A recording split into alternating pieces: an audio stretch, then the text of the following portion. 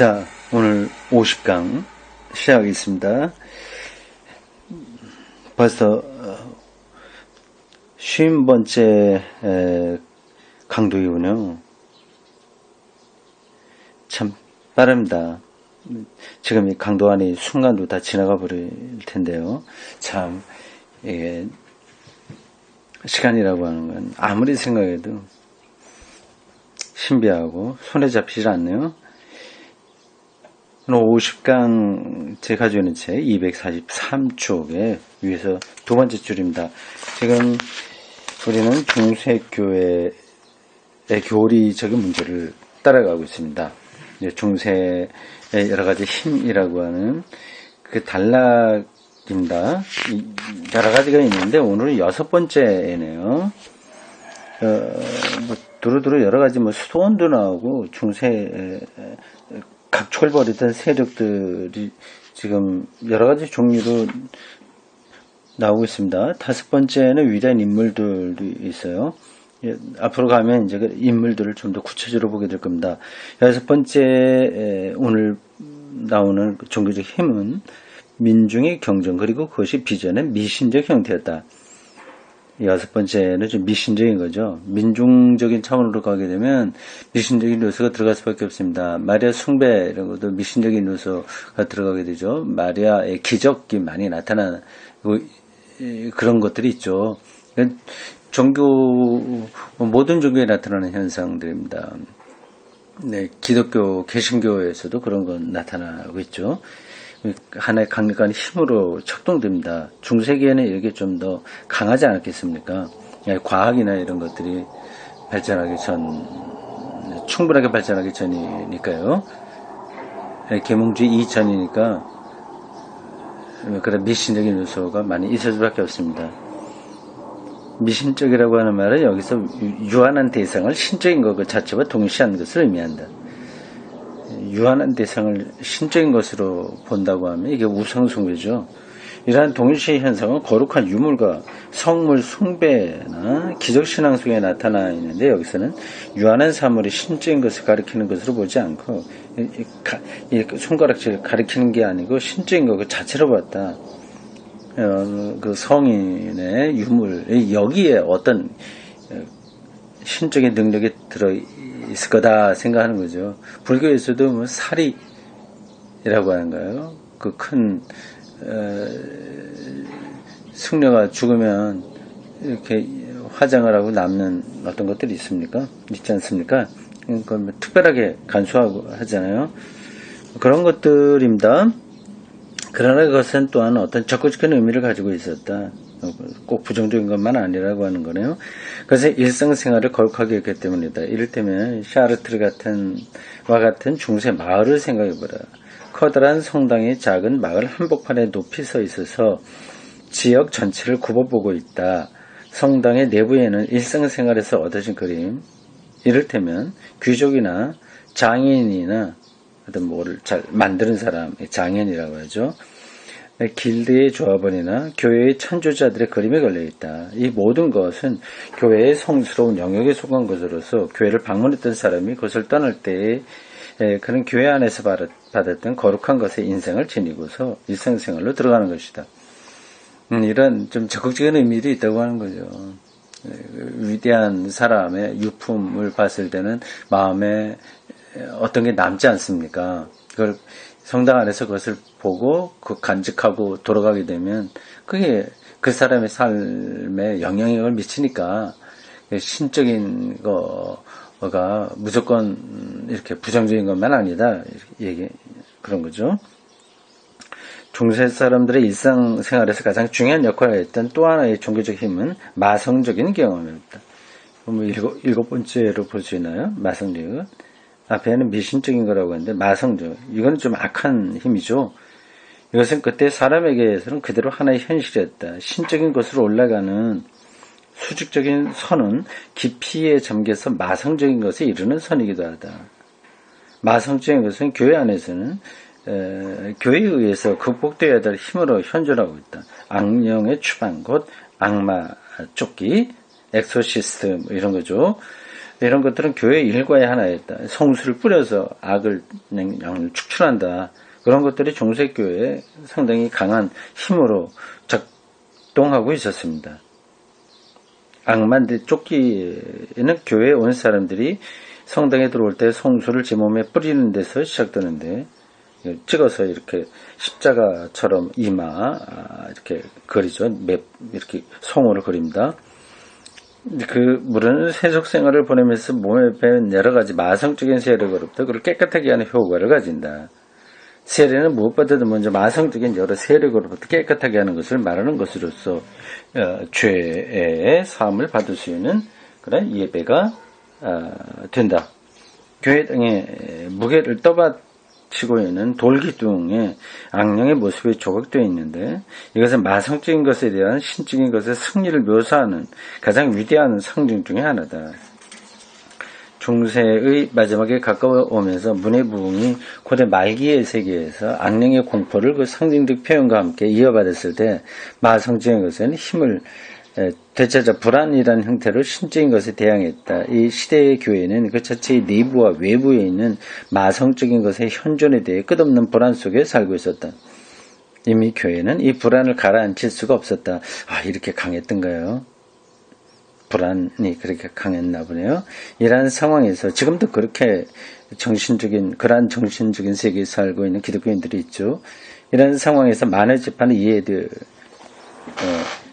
않으면 안 된다. 그럼 불안에서 나온 사회적 현상이 마녀 사냥이군요. 마성적인 것을 극단적인 방식으로 제거하려고 하는 어떤 행태죠. 그리고 부분적으로는 이단자의 박해 또한 이런 상황에서 이해되지 않으면 안 된다. 근데 그 정상적인 건 아닌 거죠. 그래서 마성적인 것에 대한 마성적인 박해다. 모든 박해에서 비존재에 대한 불안이 그 적대감에 밑바닥에 깔려 있듯이, 여기에서는 그 불안이 마성적인 것에 대한 불안이란 형태로 나타나 있다. 그렇군요. 지금 우리 개신교에서 동성애자들의 퀴어 축제 이런 데 가서 반대 집회를 또 하고 있지 않습니까? 이런 게 이제 불안,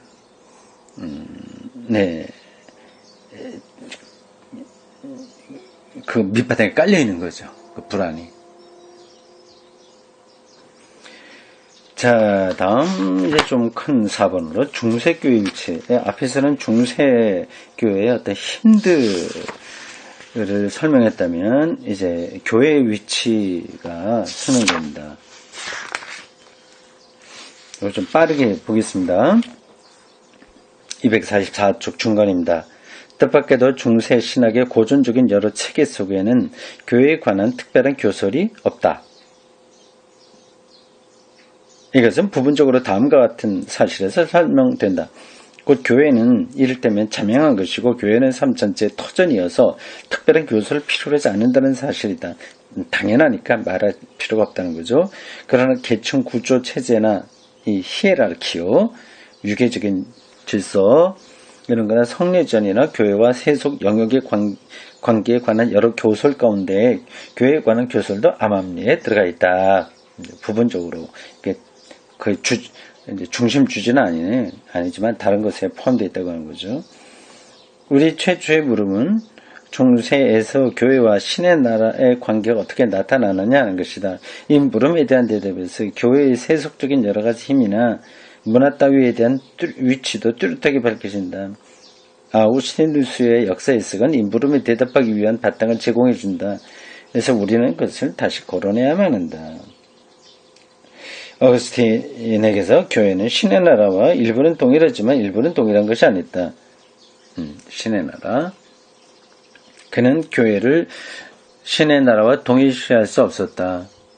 상당히 교회를 강조한 사람인데 동일시하지는 않았단 말이죠. 그래서 그가 교회는 혼합체로서 그 안에는 영적으로 보아 신의 나라에 속하지 않는 인간이 많이 있다는 것을 잘 알고 있었기 때문이다. 그런가 하면 한편으로 어거스틴은 교회의 계층 구조 체제 안에 있는 성리전적인 힘을 고려할 때 교회를 신의 나라와 동일시할 수 있었다. 성리전이 집행되는 그 차원에서 보면 하나님 나라다. 구원과 생명이 거기 임하니까 그거를 베풀 수 있는 기구니까 그렇다는 거죠. 여기에서 사람들은 어거스틴의 길에서 동일성을 강조할 수도 있고 비동일성을 강조할 수도 있다. 당연한 일이지만 교회가 스스로 애썼던 것은 은총의 수단으로서 히에라르키아, 이게 위계질서 그거예요.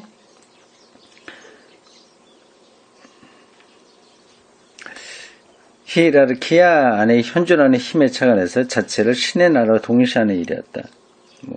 교회는 그렇게 하려고 하겠죠. 자기를 가능한 대로 절대화해야 되니까요. 그래서 신학자이든 사제이든 교황이든 중세교회의 어느 대표자가 그의 인격적 가치나 인격적 거룩성을 신의 나라와 동일시했던 것으로 이해돼서는 안 된다. 그거까지는 아니다. 중요한 것은 언제나 다만 그 대표자 자신의 성리전적인 거룩성이었다. 그러니까 자연인 인간이 아니라 성리전을 집행하는 사건의 거룩성이라고 하는 거죠. 그걸 늘 구분했기 때문에 그래도 건강하게 교회가 유지된 거죠. 그의 객관적인 성리전인 힘이다. 중세에서는 이런 종교적인 현실의 객관성이 결정적인 것이었다. 성례전의 거룩성, 이것의 객관성이 중요하다고 하는 거죠. 한편 교회는 사실상 혼합체였으며 이렇게 저렇게 성례전 집행하지만 이상한 사람들도 많이 있으니까 불완전한 사람들이었다. 따라서 이 점에서 본다면 교회는 공격의 대상이 될 수밖에 없었다. 교회에 관한 중세 견해는 이 양극 사이로 오락가락했다. 비판받아야 되기도 하고 아니면 그것이 거룩하게 인정받아야 되고 하는 것을 왔다 갔다 했다. 지금도 마찬가지죠. 교회와 하나님 나라 사이에 이런 부분적인 동일시와 부분적인 비동일시가 병행해서 국가와 땅의 나라, 이것은 악마의 나라라고 일컬어졌는데 그 사이에 부분적인 동일시와 부분적인 비동일시가 존재한다. 거기 연결이 되죠. 하나님 나라와 교회의 관계와 비슷하게 국가와 땅의 나라도 그렇게 동일시, 비동일시가 같이 간다는 거죠. 이 부분적인 동일시의 바탕은 어거스틴에 의하면 국가는 폭력의 소산이라는 점이다. 세금을 거두려면 강압적이어야 되니까 폭력적인 거죠. 국가는 강도들에 의해서 다스려지고 있었으나 그들은 권력을 장악하고 있다는 이유만으로 범죄자라고 생각되지는 않는다. 칼 마르크스의 국가 분석을 생각하게 하는 이와 같은 국가의 평가에 대항하는 견해는 자연법 사상에서 발견된다. 자연법 사상에 따르면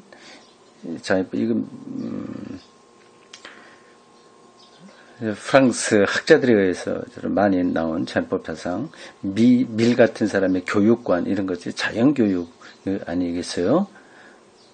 그게 이제 국가의 폭력성 어쩔 수 없는 그런 것하고 대립된다고 하는 거로 설명합니다. 자연법 사상에 따르면 국가는 혼돈을 몰고 갈 죄의 힘을 억제하기 위해서 필요하다. 여기서 강조점은 국가와 사탄의 나라의 동일성에 둘 수도 있고 아니면 국가가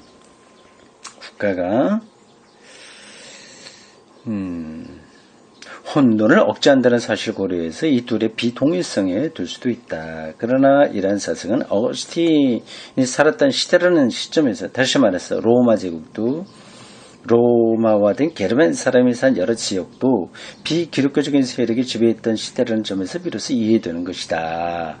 어거스틴이 살고 있던 시대는 그런 거였죠. 콘스탄티누스가 그리스도교로 개종한 이후조차도 옛 권력 투쟁은 의연하게 존속하고 있었으며 문화의 실체는 고대 그대로 머물러 있었는데 당분간 그것은 교회 문화의 종교적 실체로서 대치되지 않은 상태였다. 아직까지 기독교가 그 로마 제국에 깊숙이 들어가지 못한 때죠. 그때 이제 어거스틴이 그런 얘기를 하는 겁니다.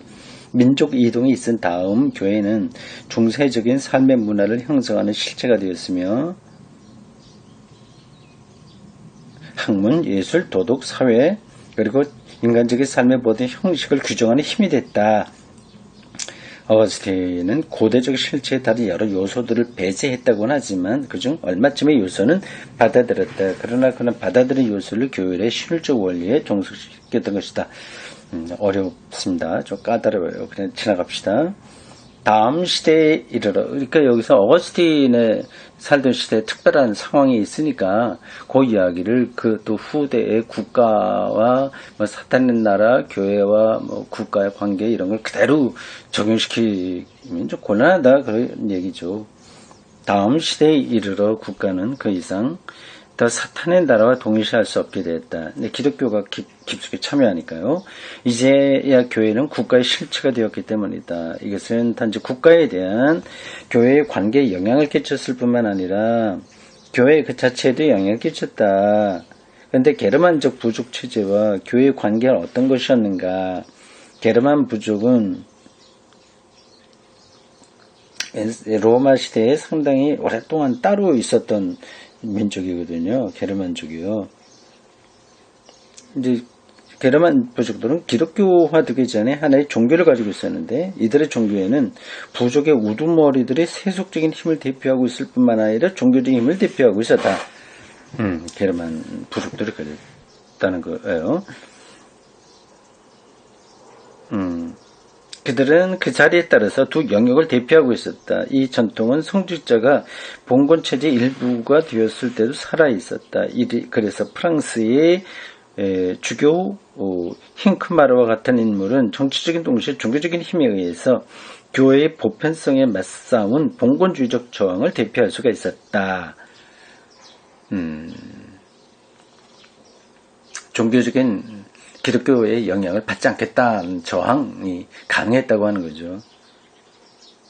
독일의 왕들은 그 위에선 세속적인 봉건주에게 정치적인 힘을 양도하지 않으면 안 되었지만 결국 강압적인 힘에 의해서 그랬지만 그들은 또한 좀 더 높은 자리에 있는 봉건주로 생각된 주교들에게도 정치적인 힘을 거부할 수가 없었다. 결국 다 빼앗겼다는 얘기네요. 정치적인 힘과 종교적인 힘을 다 빼앗겼다는 겁니다. 교회는 여기에서 발전한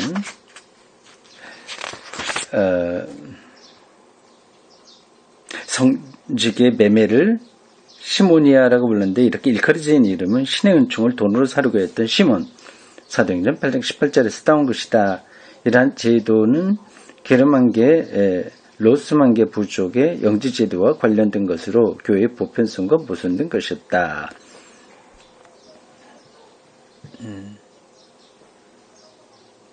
좀 복잡하죠. 기독교가 어느 한 시일에 유럽의 지배 종교가 된 게 아니라 천천히 그런 과정을 거쳤기 때문에 각각 부족의 세계관과 밀고 당기는 그런 긴장의 시기가 있었던 거죠. 근데 거기서 이제 그런 것들이 점점 이제 기독교가 지배적인 종교가 됐는데 거기서 이제 그러한 다른 민족들에게 기독교에 영향을 미쳤을 뿐만 아니라 교회 스스로 교회에 대한 입장도 또 영향을 받았다고 볼 수 있어요. 봉건적 주교와 영방 군주에 대한 저항은 세 가지 방면에서 일어났다. 첫째, 하급 성직자에게서, 둘째, 교황, 특히 그리고리우스 7세에게서, 셋째, 반대한다는 뜻의 봉건주의적 대중, 특히 북이탈리아의 대중에게서 일어났다. 교황은 이 싸움에서 낮은 자리 주교들을 이용했는데 그것은 그들이 교황보다도 하급 성직자들에게 가까이 하기 쉽고 또한 교황의 이름으로 그들 자신의 교구에 있는 봉건 성직자에 대항할 수가 있었기 때문이다. 이러한 저항은 마침내 고리고리우스 7세와 하인리히 4세 사이에 큰 싸움을 이끌어갔다. 이 싸움 내용은 제가 잘 모르겠습니다. 이것은 특히 흔히 교회와 국가 사이의 싸움으로 일컬어지지만 그것은 잘못된 표현이다. 국가 개념이란 18세기에 이르러서야 비로소 이루어졌기 때문이다. 정식 국가라고 하는 개념 옛날부터 있었던 건 아니라고 하는 거죠. 보통 국가는 땅이 있어야 되고 외교권이 있어야 되고 뭐죠? 또 땅이 있어야 되고 외교권이 있어야 되고 거기에 속한 사람들이 있어야 되죠. 근데 옛날에는 지리적인 그런 게 이렇게 선명하지 않았어요. 여기서 딱 경계를 지고서 이건 우리나라 저 나라 그런 게 없었죠. 외교권도 그렇게 명확한 게 아니었고 사실 이렇게 느슨하게 그런 관계가 됐습니다. 18세기에 이르러서 그게 됐다고 하네요. 명확하게 국가가 등장했다고 하네요. 그러므로 우리가 고대 그리스나 로마 중세에서 국가에 대해서 말할 때 이 말에 괄호를 붙여야 될 것이다. 어떤 국가냐 하는 거죠. 여기서 문제가 된 것은 근대적 의미의 국가가 아니고 군사적 정치적 힘을 가진 합법적 권위로 나타내는 것이라고 생각하는 건 좋다.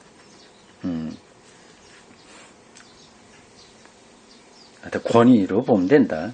군사적 정치적 힘을 가진 합법적 권위, 이게 그 당시에 국가다 하는 거죠.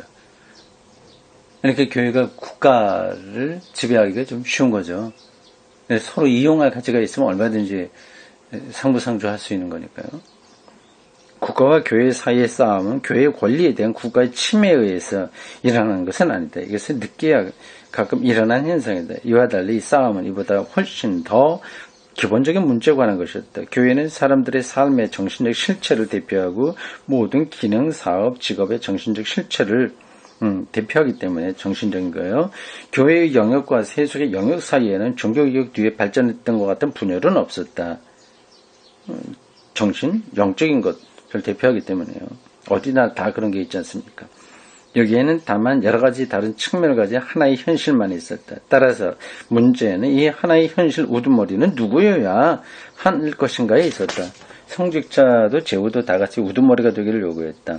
봉건적 질서에 의해서 대표된 국가는 교황에 의해서 대표된 교회와 마찬가지로 자신이 하나인 그리스도교 세계를 대표한다고 생각했다. 국왕은 자신의 그리스도교 세계의 대표자이며 수호자라고 생각하고 있었다. 특히 그가 독일 황제가 되면서 황제로서 신성 로마 제국의 전통을 계승하게 되면서부터 더욱 그렇게 생각하게 되었다. 그리고리우스 7세에는 스스로 교황으로서 이와 같은 사실을 주장했는데 이게 그리우스 7세가 황제이면서 교황이었었나요? 그의 요구는 교황의 특별한 위치를 위해서 그때까지 주장되어 모든 것을 앞질러 간 것이었다. 그에 따르면 주교가 가지는 모든 성리전적인 힘은 교회로부터, 교화가 아니라 교회겠죠. 교회로부터 한다. 교황에게는 베드로가 현존하고 베드로를 통해서 그리스도 자신이 현존한다. 여기에서 교황의 보편적 군주 지배가 이끌어 나온다. 그리고리우스는 교회를 흔히 비교하고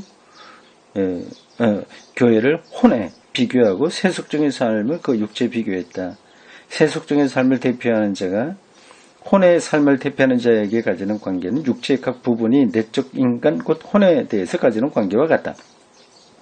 따라서 혼이 육체의 각 부분을 지배하듯이 교황은 세속적인 여러 나라와 봉건적인 여러 신분을 지배한다는 것이다.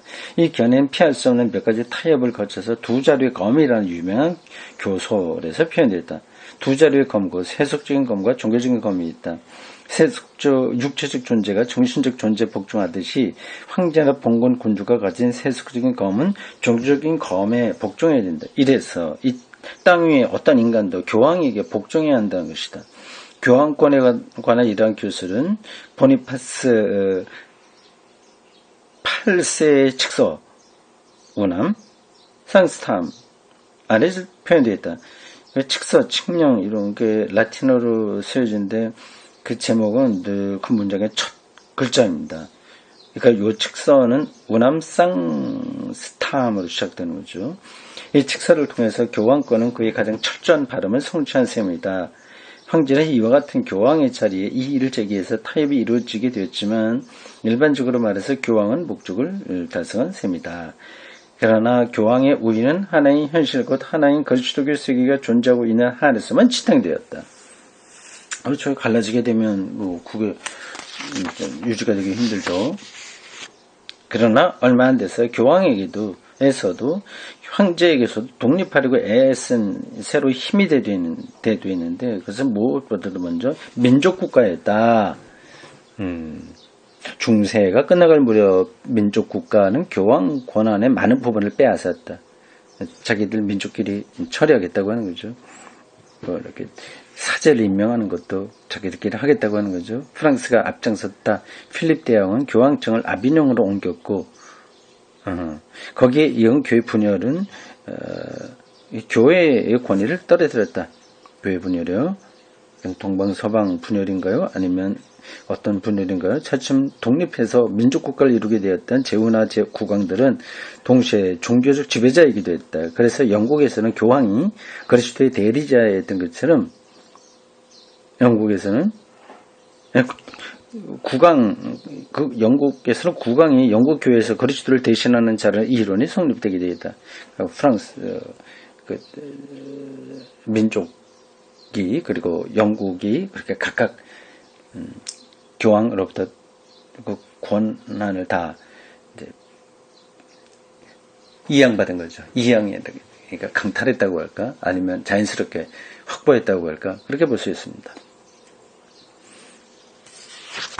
민족, 국가와 함께 교황에게 저항했던 힘이 또 하나 있다. 그리고 토시 하나 틀려서 교황 이가 아니라 교황에게로 바꿔야 된다. 민족 국가와 함께 교황에게 저항했던 힘이 또 하나 있다. 그것은 새로운 민족 국가의 주교들이었다. 주교들까지 그랬어요. 그들은 니케아 회의 시대의 주교들이 차지하고 있었던 자리를 다시 얻기를 원했다. 교황보다도 주교들 공의회에 참여해서 더 결정적인 발언을 했기 때문에 그런 권위를 얻으려고 한 거죠. 당시 교회의 최고 권위를 대표한 것은 주교회였으며 실제로는 다수를 차지하고 있는 주교단이었는데 교황 곧 로마의 주교가 그것을 대표하지는 않았다. 주교들은 그것을 본받아 교황주의 곧 교황의 군주적 지배에 대립하는 공회주의의 사상을 발전시켰다. 공회주의는 민족운동가 결탁해서 교황권에 대한 극단적인 위협이 되었다. 그러나 온갖 종류의 분열이나 민족적인 대립으로 인해서 중세 말기에는 통일을 구하는 바람이 강화되었고 교황은 공회주의가 한동안 승리를 얻었던 바젤이나 스위스에 있는 바젤이나 콘스탄스의 개혁회의를 무너뜨릴 힘을 얻게 되었다. 이러한 까닭으로 해서 결국 교황주의와 군주주의가 로마 교회에서 세력을 확보하게 되었다. 이것은 오늘날까지도 그런 것으로 추기경이라 할 수 있는 추경이라고 하더라도 교황에 반대하는 힘을 가지지 못한다. 추기경, 교황을 뽑을 수 있는 힘을 가진 사람이죠. 주교들 중에서 이렇게 선택되는데 그들도 교황에 대해서 이렇군저렇군 못한다는 거죠. 이러한 반교황적 운동과 함께 교회를 비판하는 운동과 종파운동이나 평신도운동도 있었다. 교회를 비판하는 운동가 가운데 가장 중요한 인물은 윌리엄 오캄이었다. 철학자죠. 그는 독일 민족교회의 편에 서서 교황의 보편적 군주 지배와 싸웠다. 그러나 모든 비판자 가운데서 가장 커다란 영향을 끼친 인물은 존 위클리프였다. 이런 사람들이 종교개혁의 씨앗들이 된 거예요. 그래서 마틴 루터의 종교개혁이 성과를 얻을 수 있었던 겁니다.